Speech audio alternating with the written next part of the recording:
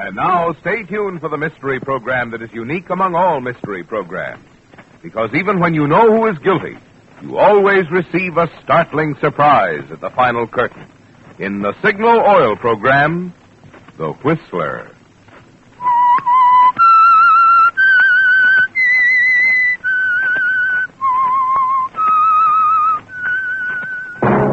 Go Farther Gasoline invite you to sit back and enjoy another strange story by The Whistler.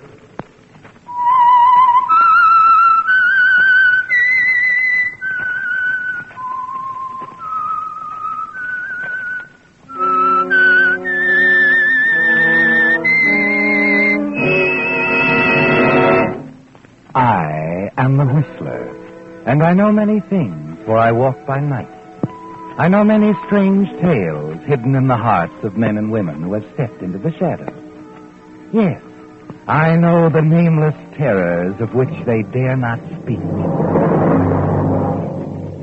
And now for the Signal Oil Company, The Whistler's strange story, A Helping Hand.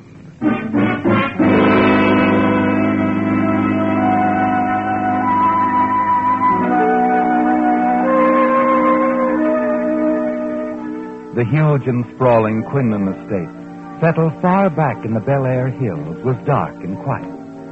Suddenly, the stillness of the night was shattered by the sound of a pistol shot. Kirk Gordon, wearing a trench coat, his hat pulled down low, clutched a small bag in his hand as he rushed from the house. He seemed to hesitate for a moment, and then started sprinting across the broad lawn toward the main gate. The caretaker, completing his evening rounds, had whirled around at the shot, and seeing the fleeing figure on the lawn, hurried quickly to intercept him. Hey! Hey, you there! What's going on? Without slackening his speed, Kirk Gordon flung himself at the caretaker, and the two men fell to the ground.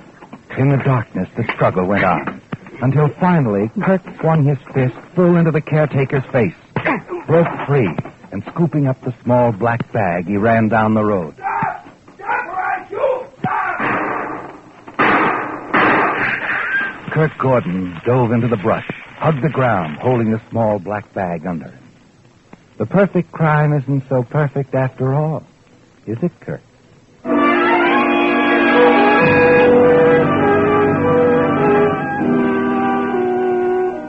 No, Kirk. It isn't going according to your plan at all, is it? You know the caretaker didn't recognize you, but it's too late to undo the clumsy way you've handled a job that was going to be so simple, so foolproof. You make your way to your car, drive along the driveway to a small bridge on the estate, and hide the bag under one of the supports. Drive into the village, spend a suitable amount of time, and then drive back to the Quinlan estate. What is it, officer? Who are you? Me? Why, What are you doing here?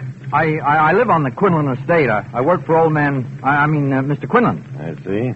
Oh, what's the idea of the roadblock? There's been a robbery, a murder. What? Someone rifled Quinlan's safe and killed him. Killed him? Good Lord. Well, when did this happen? A little over an hour ago. Caretaker at the estate called us right after it happened. They don't think the killer will get away. Got a fast start on him. You mean you think he's still in the area? There's a good chance he is. Oh, I see. Okay. You can go up now, Mr. Gordon. Kirk Gordon.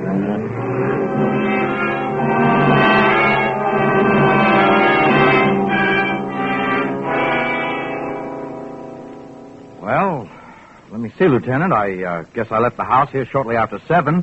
Mr. Quinlan was in the study. Alone? Yes. Okay, go on. Well, I drove into Westwood, saw a movie, had a Coca-Cola, and here I am. Uh-huh. As his secretary, you'd know if anyone had an appointment with Quinlan here this evening, wouldn't you? Yes, that's right, but there wasn't any appointment that I know of. I see. Any idea what was in the safe, Mr. Gordon? It's been wiped clean. Oh, some business papers. Mr. Quinlan owned the Quinlan Chemical Company in Long Beach. Oh, there were vouchers, canceled checks, bills. Oh, you know the sort of thing. And money? Oh, not much. A few thousand, I'd say. I guess the killer didn't get very much. Hello, Kirk. Oh, Mr. Phelps. I just heard the news. Got up here as quickly as I could. Lieutenant Riggs, this is Mr. Phelps, Mr. Quinlan's lawyer. How do you do? Lieutenant, I understand the caretaker almost caught the killer. Yeah, almost. Well, in the struggle that took place, was he able to... No, it was too dark. He couldn't identify the man. I see. Lieutenant, this has been quite a shock to me. Mr. Quinlan was not only a client, he was also a dear friend, a very dear friend. We've got to catch this killer. If there's anything I can do... Well, for the moment, if you'll just answer a few questions. Yes, of course. Well, if you don't need me anymore, Lieutenant, I think I'll go up to my room. No, run along, Mr. Gordon, and thanks. Oh, and Kirk, we'll have to get together in the morning. I'll need your help in going over Mr. Quinlan's affairs. Yes, of course, Mr. Phelps. Good night.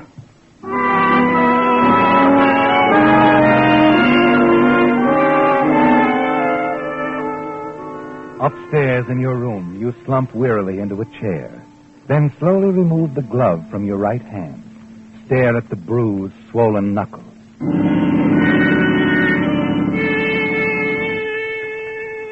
After the police lieutenant and Phelps have gone and the house is quiet, you hurry back to your car, drive into town to a small bar on the Sunset Strip.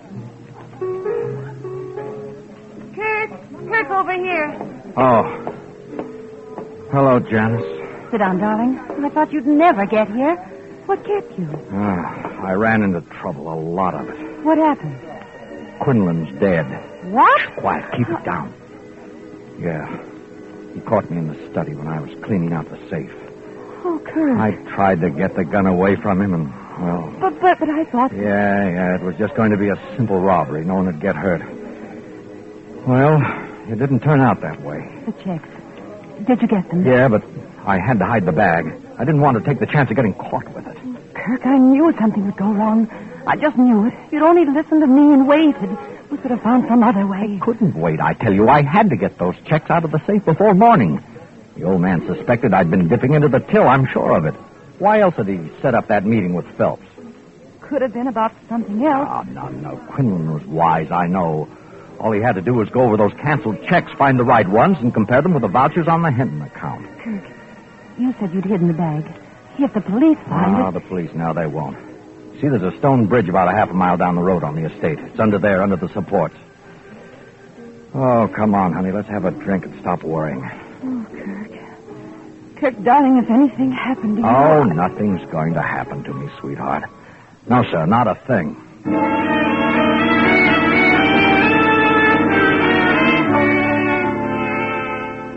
Yes, Kirk, you're certain no one suspects that you're the killer. And your confidence grows, doesn't it? Until the following morning when Phelps arrives at the estate. Only a few minutes after he's come into the study, you find yourself becoming tense, uneasy. You know, Kirk, it's rather strange. What is, Mr. Phelps? This robbery. Well, what about it?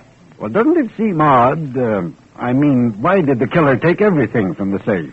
Obviously, he was only interested in the money. Well, the caretaker said he was carrying a bag. He probably just swept everything in it. Shall we get back on these accounts, Mr. Phelps? Yes, in a minute. There's something I want to ask you. Yes?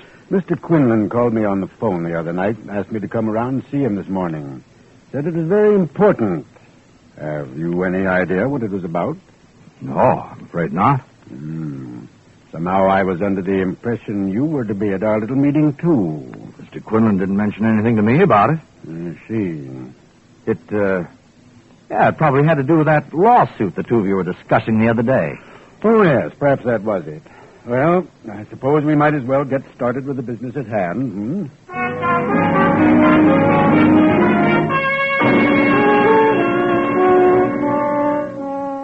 You find it difficult to concentrate on the work before you, don't you, Kirk? Because a thought keeps boring into your mind. The thought that Quinlan might possibly have conveyed his suspicion of you to Phelps. And you wonder how much he knows.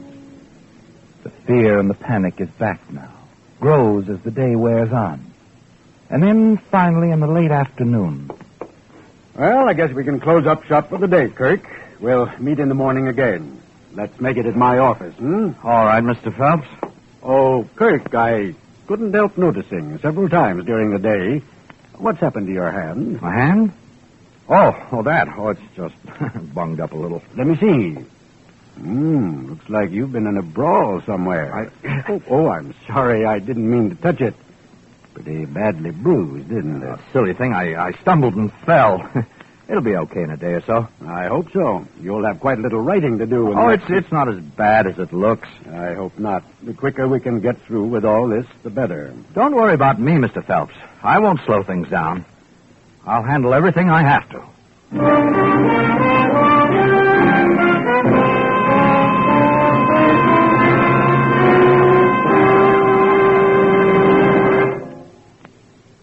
Don't let it happen to your car.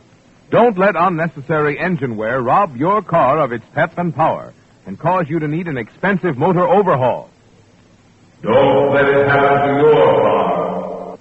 Don't let unnecessary engine wear cause your car to consume more and more oil until eventually it becomes an oil eater.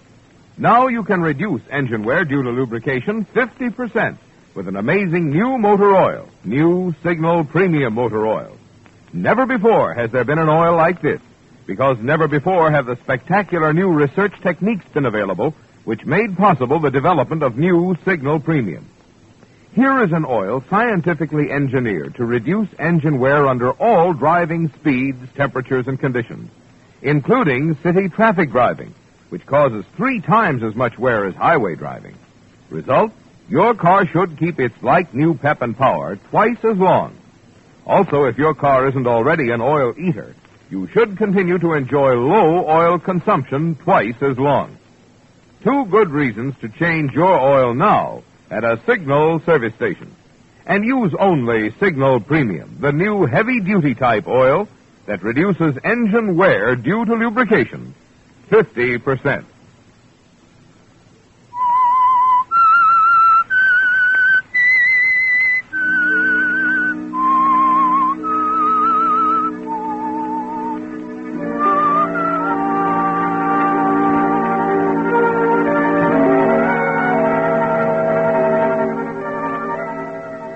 You hope your story about the injury to your hand was convincing. But you're worried, aren't you, Kirk? Really worried.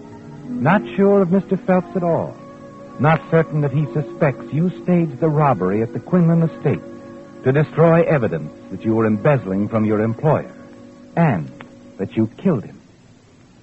A moment after Phelps has left the study, you stand at the window and watch him walk out to his car.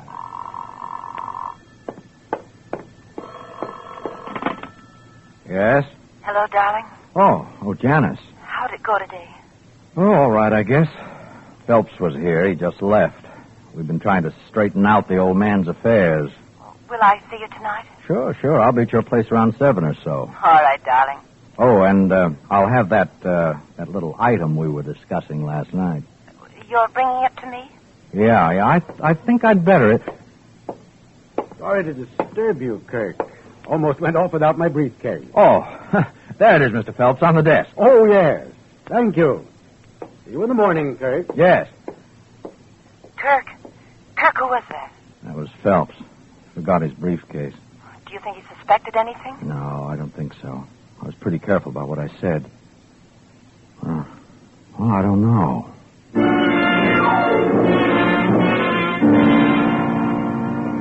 Your plans have suddenly changed, aren't they, Kirk? Yes.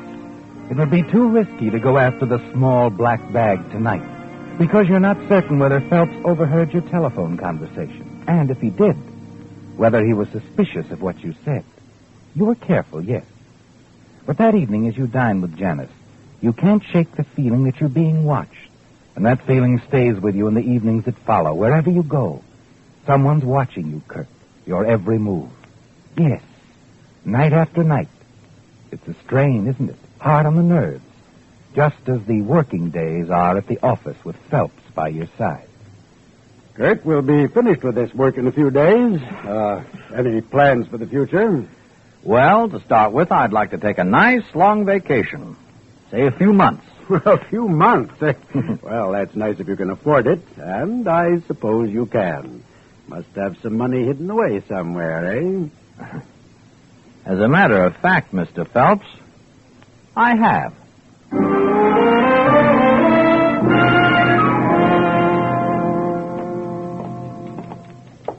Oh, Ella. Yes, Mr. Phelps? Mr. Gordon and I are going out to lunch now. Be back around 1 or so. Yes, sir. By the way, Ella, I wish you'd talk to Mr. Gordon. Tell him about our happy little family here at the office. That I'm not such a slave driver. Or am I? Of course not. I've been trying to get him to come to work for us, Ella, but he's turned me down. Well, then I'd better warn you, Mr. Gordon. Oh, really, Ella? My boss is a very persistent man. He always gets what he goes after. And if he's made up his mind that he's going to get you, he will. I don't think so, Ella. I wouldn't be too sure of that if I were you, Kirk.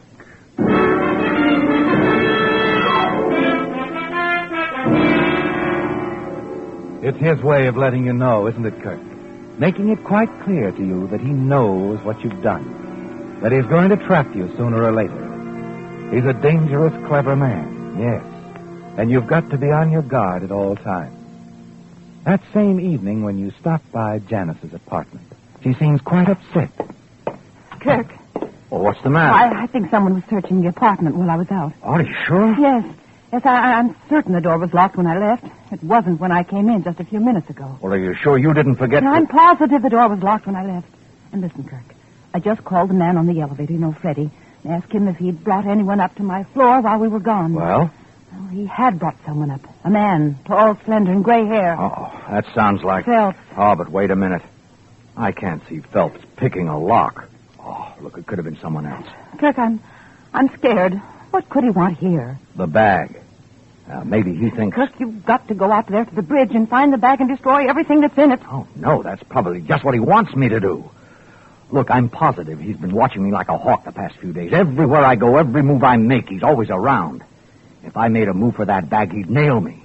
No, Janice, that bag stays right where it is.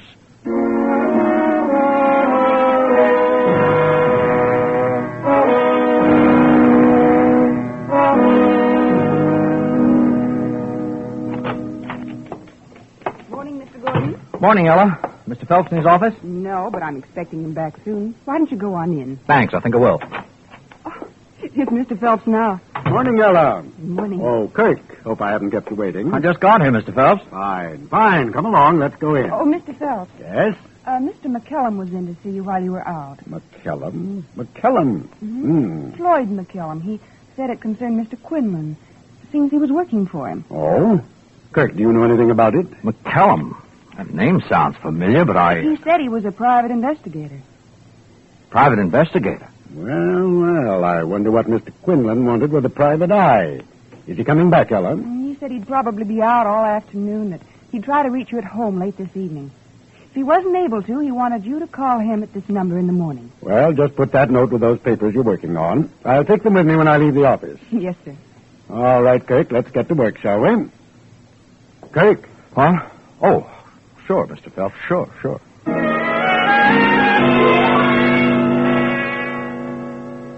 You remember McKellum, don't you, Kirk? The short, heavy-set man who came around to the estate several times during the last month. Talked in private with Quinlan. But you didn't know then that he was a private investigator, did you? And now you wonder why he was hired, if it had anything to do with you, and why he seemed so anxious to talk to Phelps. You hurry to Janice's apartment.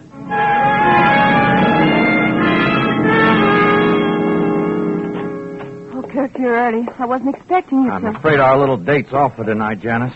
I'm going to be busy. Oh? Yeah. Now, I've got something else to worry about besides Phelps. A guy named Floyd McKellum. Who's he? Private eye old man Quinlan hired. I found out about it this morning. Private eye? Oh, Kirk, do you think... I don't know what to think. This thing's driving me crazy. Everything's gone wrong. First it was Quinlan showing up at the wrong time, then the caretaker, then Phelps. And now it's this guy McKellum. Kirk, you've got to get that bag somehow. You've got to get it. Destroy all the evidence against you. Oh, I'd like to, but I can't go after that bag. You know that.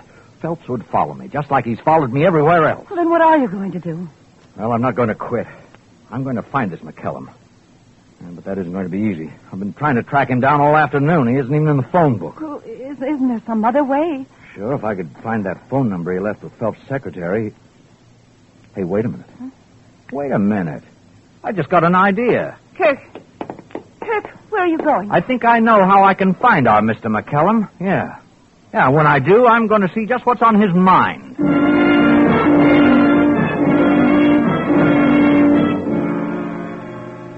And now, just as you planned, you're standing in the shadows across the street from Phelps' house.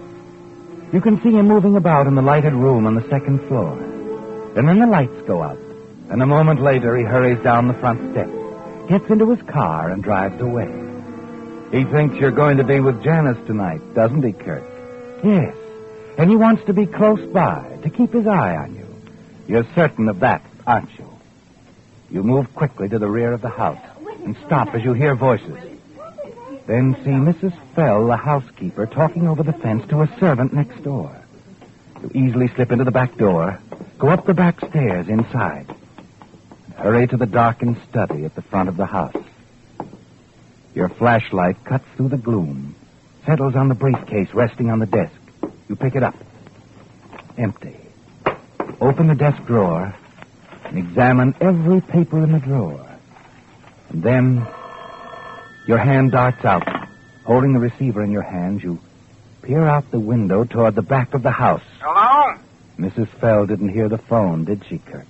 She's still standing at the hedge chatting with the next door servants. Hello? Hello? You stare down at the phone, and a thought strikes you. You remember Phelps' secretary told him that McCallum would try to reach him at his home this evening. Yes, Kirk. This could be McCallum now. Hello? This Mr. Phelps? Yes, that's right. I tried to get you at your office today, but you was out. Oh, I'm sorry. What can I do for you, Mr. Sperling. Gus Sperling. I wanted to talk to you about taking a case for me. You see, my wife's giving me alimony. Hey, so look, I'm busy now. Tell me about it some other time, will you? Oh, sure. Sorry if I disturbed you, Mr. It's a disappointment, isn't it, Kirk? You turn back to the desk, start sorting through the papers in the top drawer again. A name on the top left-hand corner of an envelope. Floyd McCallum. There's the stamp of a messenger service on the envelope. You look inside. And the first slip of paper you draw out is a bill. And it's made out to your former employer, Ernest Quinlan. For services rendered, Floyd McCallum. And across the bill is a scrawled note in pencil. Had to go out of town for a few days. Will contact on return. Enclosed report will explain. Report? Your eyes fly over the printed pages. And then you lean back. The paper slips from your hand and flutters to the floor. Oh. And you almost laugh out loud with relief. The report has to do with an accident case. It has nothing to do with you at all.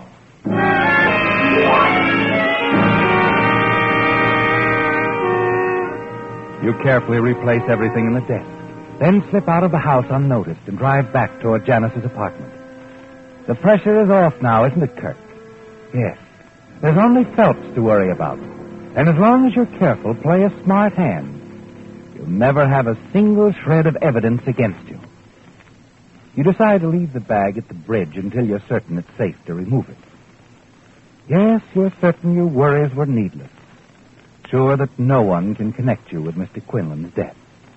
A few blocks from Janice's apartment, you stop in at your favorite bar for a drink.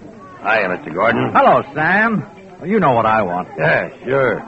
How's it going? Fine, just fine. No complaints. Yeah, glad to hear it.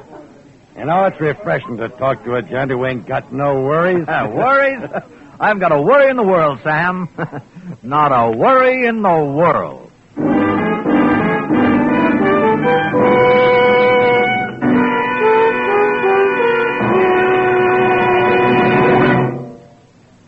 Don't let it happen to your car. Don't let carbon gum and varnish clog up your engine's oil rings and cause hydraulic valve lifters to stick. New Signal Premium Motor Oil, by controlling and reducing these harmful engine deposits, keeps oil rings clean and free, prevents sticking of hydraulic valve lifters. Don't let it happen to your car. Don't let internal corrosion of your engine cause unnecessary repair bills. New Signal Premium Motor Oil stops acid corrosion and rust. Yet all this added protection of this superior quality heavy-duty type motor oil is yours to enjoy at no increase in price at Signal service stations. So, for extra economy as well as extra driving pleasure, get your next oil change at a friendly, independently operated Signal service station. Change to new Signal Premium the amazing new motor oil that reduces engine wear due to lubrication. 50%.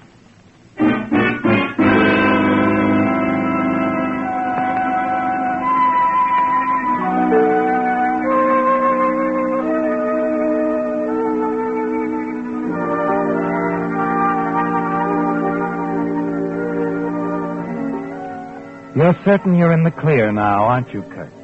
Yes. Even though you know that Phelps suspects you of killing Quinlan, he has no proof. And as long as the small leather bag remains hidden, you're safe. There's a smile on your lips as you hurry back to Janice's apartment. The tide has turned once again, hasn't it, Kirk? In your favor now. And the future looks bright.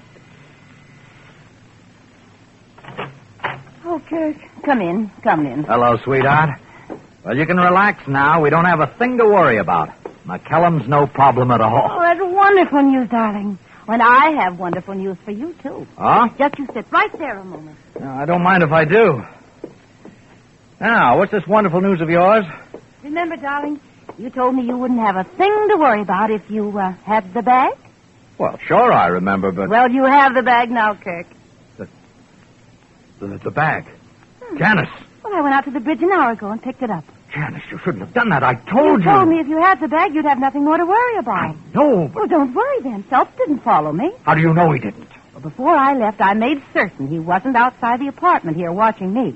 I had Fred, the elevator operator, call Phelps at home. Oh, no. Phelps answered the phone. no. Fred gave him some story about having alimony trouble. Wanting Phelps to, handle the case. I told Fred it was just a gag. Janice, it wasn't Phelps who answered that call. He wasn't there. I answered that phone. You? Yes, me. Kirk, why did you do it? Why did you answer Phelps' phone? I thought it might be McCallum. If you hadn't done that, you'd have the bag be in the clear. Now we don't know whether I was followed or not. No, we don't. Hand me that bag. I got to get out of here. I got to get rid of this before... Hello, Kirk. Oh. Phelps. You know Lieutenant Riggs, of course. We'd like to come in for a moment, Kirk. I'm sure the lieutenant here is anxious to see what you have in the small handbag.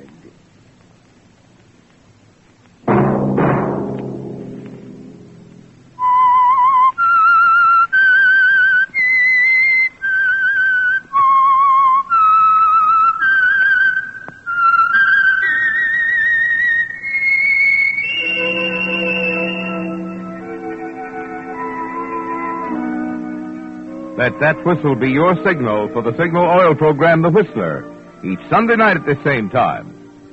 Signal has asked me to remind you that today the Red Cross, in addition to providing life-saving whole blood and other needed help for our GIs overseas, must now stockpile blood plasma for possible civilian needs, as well as be prepared to furnish emergency food, clothing, and shelter in case of disaster or enemy attack here. Good reason why this year the Red Cross needs more of us to help, and more help from each of us.